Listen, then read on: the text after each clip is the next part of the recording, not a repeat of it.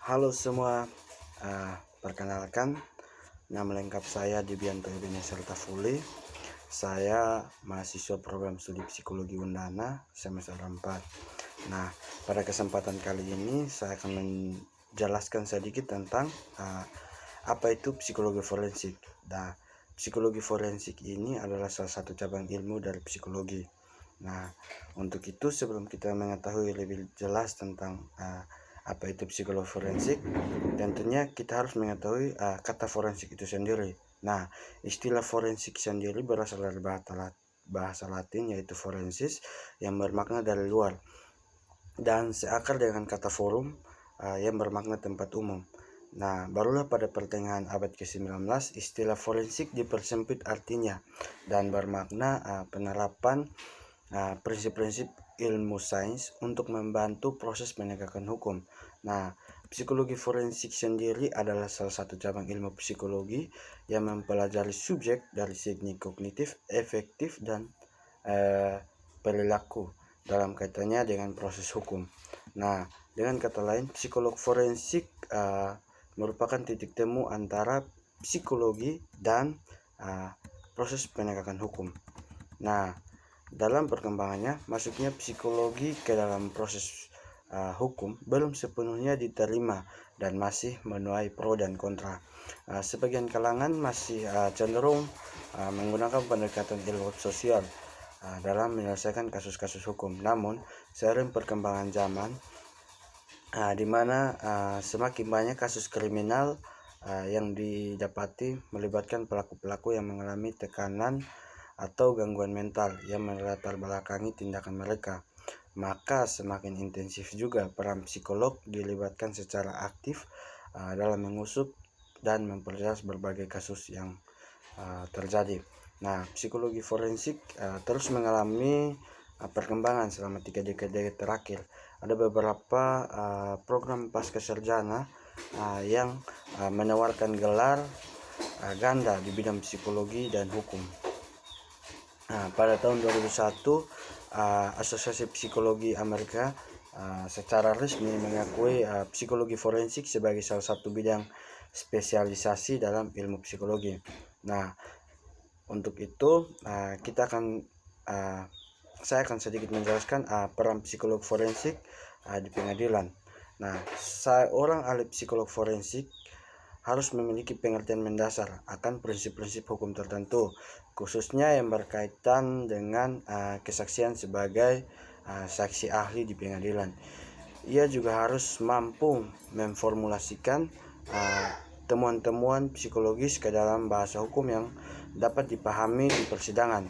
Ini penting karena pertanyaan-pertanyaan kepadanya sebagai saksi ahli di persidangan biasanya diajukan dalam bahasa hukum dan bukan bahasa psikologis. Ia juga harus perlu memahami mekanisme sistem adversarial, yakni sistem yang berlaku umum di banyak negara, termasuk di Indonesia sendiri, di mana dua pihak yang berseteru diwakili masing-masing oleh penasihat hukum atau penuntut dan pembela yang mempresentasikan kasus mereka di hadapan pihak yang netral, yakni majelis hukum. Nah, seorang psikolog forensik dapat dipanggil ke pengadilan berkaitan dengan spesifikasi bidang hukum yang dikuasainya.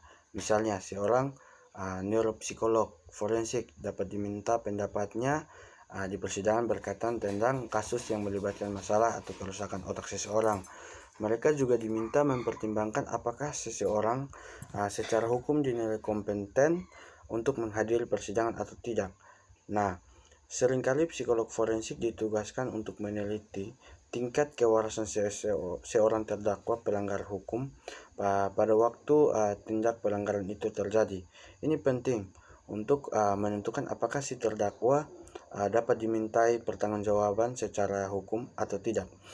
Seorang psikolog forensik dapat sewaktu-waktu diminta rekomendasi soal vonis, perawatan, atau hal-hal lain oleh hakim.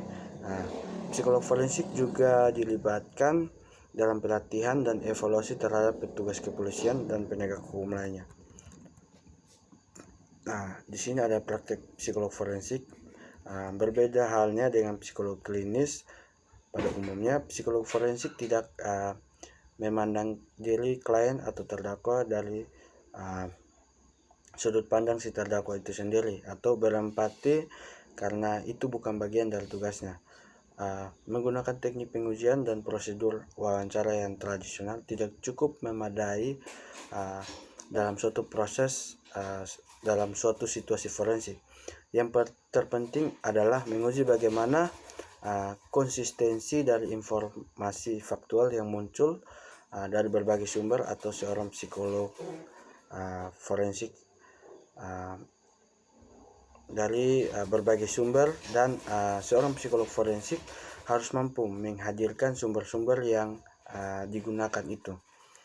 Nah, salah satu tantangan terpenting dalam pendekatan psikolog forensik adalah menghadapi klien yang pura-pura sakit atau malingering.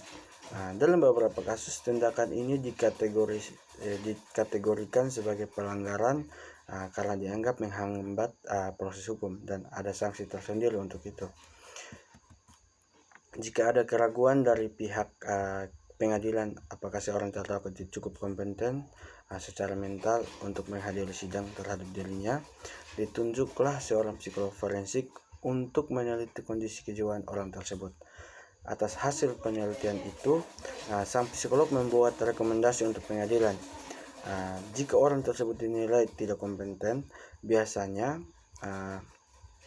sang psikolog akan merekomendasikan penanganan psikiatris atau orang tersebut dalam jangka waktu tertentu untuk mengembalikan kompetensi mentalnya. Di samping juga untuk mengembalikan kemampuannya melakukan pembelaan diri selama persidangan. Nah, dalam beberapa kasus di mana terdapat ancaman hukuman mati, psikolog forensik ditugaskan untuk meneliti kompetensi mental si terdakwa dalam menghadapi pelaksanaan hukuman tersebut. Nah, dalam kasus-kasus di mana tingkat kewarasan si terdakwa pada waktu melakukan tindak kejahatan itu diragukan, seorang psikologi forensik dapat ditugaskan untuk meneliti dan memastikan hal tersebut. Pada kasus-kasus lainnya, seorang psikolog forensik dapat ditugaskan untuk meneliti dan memastikan seberapa besar risiko seorang terdakwa pelaku tindak kejahatan dapat mengulangi lagi perbuatan tersebut. Nah, terkait hal tersebut, sang psikolog juga memberi informasi dan rekomendasi bagi keperluan vonis, keputusan mengenai masa percobaan atau pembebasan bersyarat, termasuk di dalamnya seberapa besar kemungkinan pelaku kriminal tersebut dapat direhabilitasi.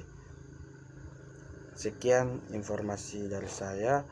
Mungkin bagi teman-teman yang kurang paham, teman-teman bisa searching di Google ataupun bisa bertanya kepada saya melalui link email yang akan saya berikan dalam link ini. Terima kasih. Bye bye.